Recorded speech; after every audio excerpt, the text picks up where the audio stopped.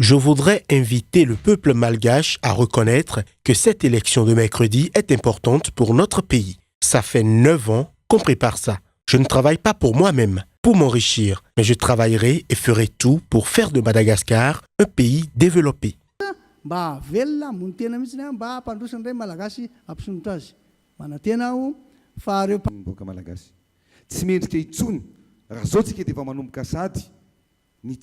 Ce n'est pas convenable si nous sommes déjà en désaccord sur les résultats des prochaines élections. Soyons tous d'accord sur les résultats que le choix du peuple malgache dirigera le pays. L'aide financière internationale était de 60% sous la présidence de Ravalomanana. Mais dans la transition, il n'y avait pas d'aide financière. Mais je pourrais le faire, on pourrait le faire. Nous dirigeons le pays sans aucune aide financière de l'étranger.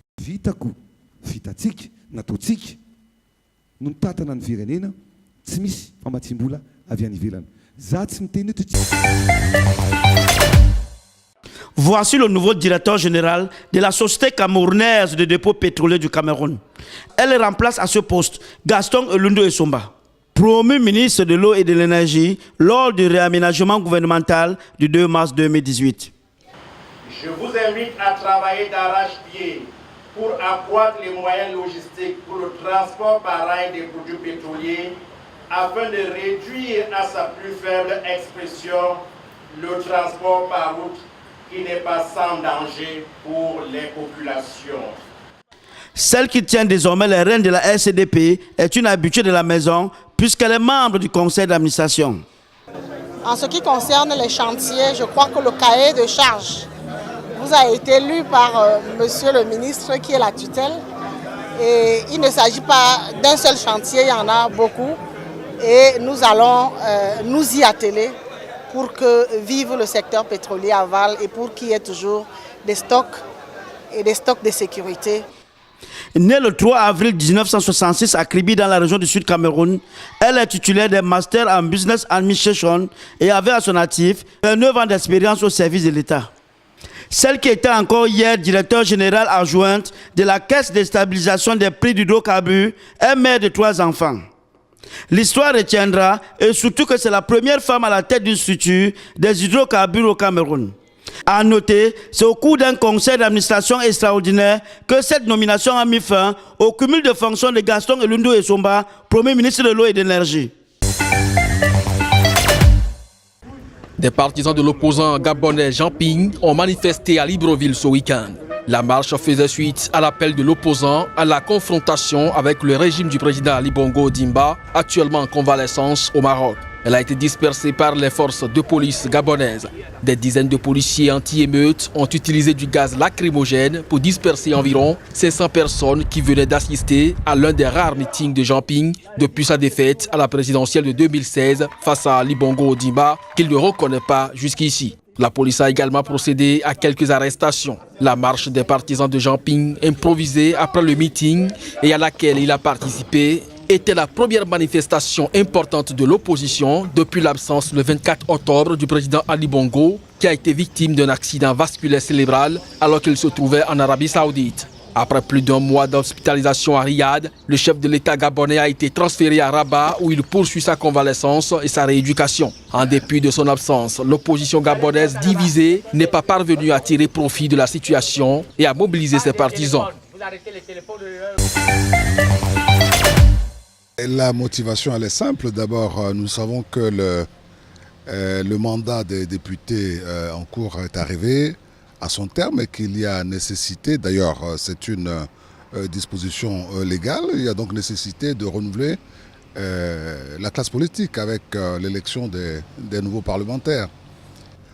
Et je dois confesser que l'ambiance au départ, bon, les populations avaient manifesté quelques réticences, mais à force d'argumenter, à force de les persuader de la pertinence, de la justesse de notre démarche, et elles ont fini par adhérer à notre philosophie, à savoir que nous voulons une alternance pacifique.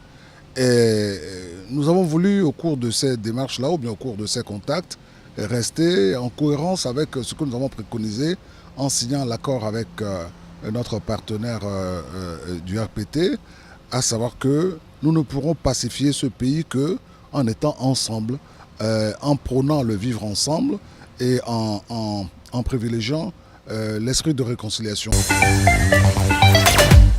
L'ex-président Mahamadou Ousmane n'a jamais perdu l'espoir de retrouver le fauteuil présidentiel qu'il a perdu à la suite du coup d'État du 27 janvier 1996 conduit par le général Ibrahim Baré Maïna Sara, 3 ans seulement après son élection pour un mandat de 5 ans. Depuis, Mahamadou Ousmane a été faiseur de roi par 2 fois, en 1999 et 2004, lorsque les reports de ses voix ont permis à l'ancien président Tanja Mamadou d'être élu. Leader de l'opposition, aujourd'hui Mahamadou Ousmane vient d'être officiellement investi candidat à la présidentielle de 2021 par le Rassemblement démocratique et républicain et le mouvement nigérien pour le renouveau démocratique qui viennent de sceller une alliance démocratique et républicaine. Mahamadou Ousmane a saisi l'opportunité pour dénoncer ce qu'il qualifie de gouvernance chaotique du régime de Niamey. Le Niger vit un présent morose, plein d'incertitudes et de désespoir pour la grande majorité de ses concitoyens, malheureusement. D'une gestion autocratique et patrimoniale des biens publics, avec des dépenses inefficaces, éloignées des besoins réels des populations actuelles, et pire encore, éloignées des besoins et nécessités des générations à venir.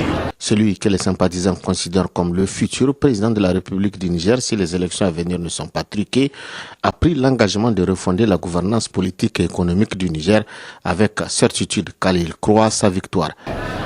Je m'engage avec vous à changer cette triste réalité qui perdure, celle d'un Niger qui, malgré ses nombreuses ressources humaines de qualité, et ses richesses de toutes sortes, dans ce sous-sol et sol et environnement, végète péniblement depuis 7 ans au dernier rang des pays de la planète Terre à cause de la mauvaise gouvernance de ses dirigeants.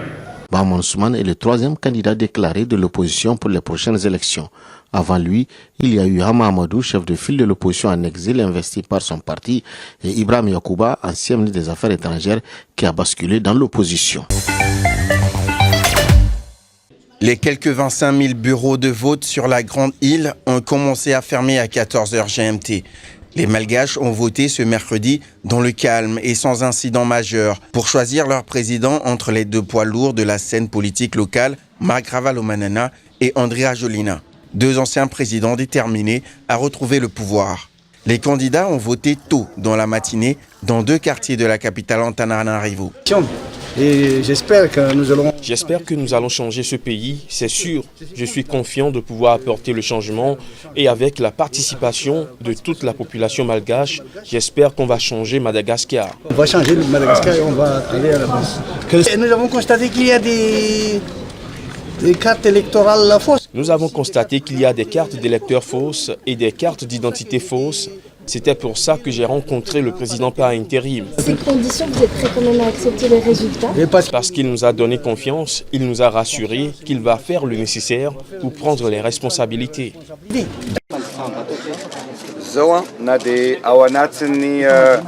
Tout d'abord, même si nous sommes dans la saison des pluies, remercions Dieu que le soleil soit levé et j'espère que le soleil sortira aussi pour le peuple malgache.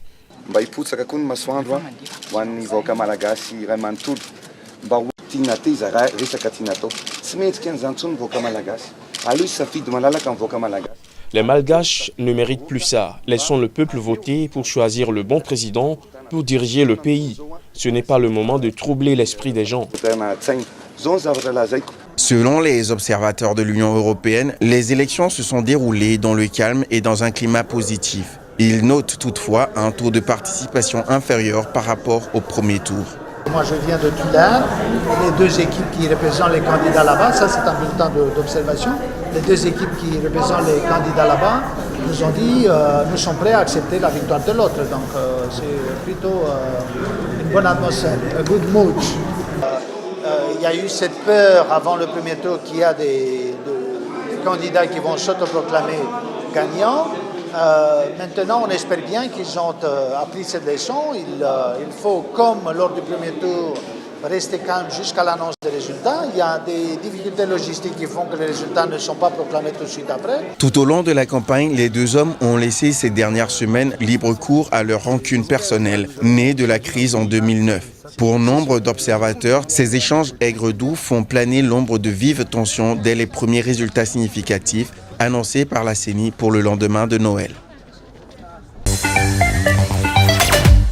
Le projet Alternative pour l'écoulement des sous-produits du coton et culture secondaire en Afrique fait partie de la récente coopération trilatérale signée entre le Centre du Brésil, l'Agence brésilienne de coopération et l'Institut brésilien du coton.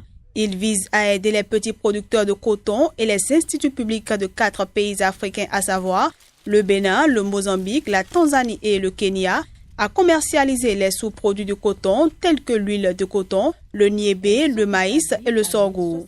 Ce projet a pour objectif de contribuer à augmenter les revenus des petits exploitants et d'améliorer leur sécurité alimentaire et nutritionnelle. Pour atteindre son objectif, le projet est structuré en 3 grands axes, à savoir la formation et le soutien aux petits producteurs de coton pour la production et la commercialisation des sous-produits du coton et la commercialisation des cultures auxiliaires sur les marchés publics et privés.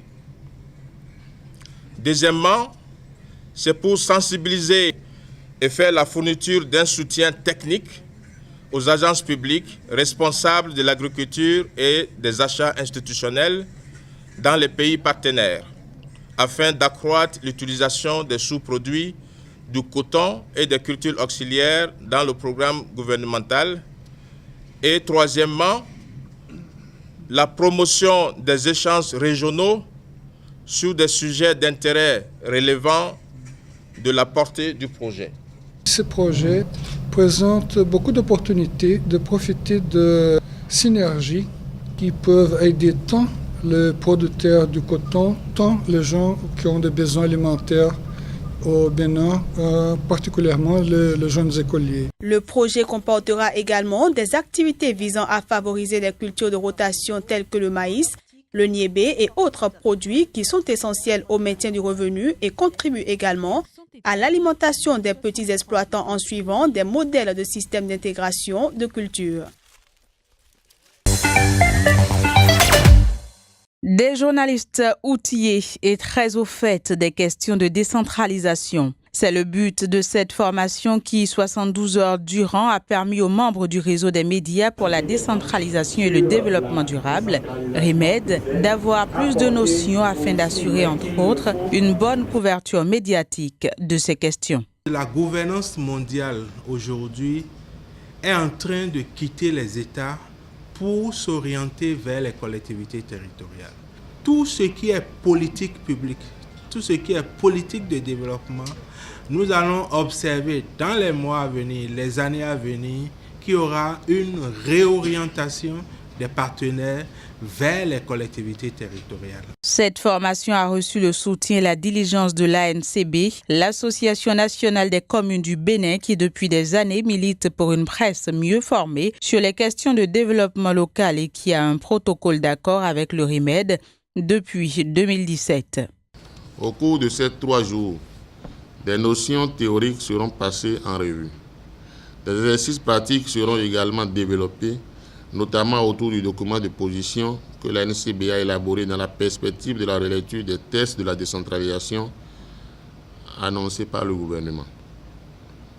Mesdames et messieurs, je me réjouis de votre présence nombreuse aujourd'hui et j'espère que votre assiduité va permettre à cette formation d'atteindre ses objectifs. Le président de l'ANCB a promis que 2019 sera une année d'intenses activités pour que les deux entités continuent à travailler main dans la main pour le développement harmonieux des communes. L'ANCB et le RIMED, avec le concours du projet d'appui aux associations nationales et locales de collectivités locales du Bénin, PACOL, peuvent compter dans cette quête sur l'Union européenne ainsi que l'Association internationale des maires francophones, AIMF.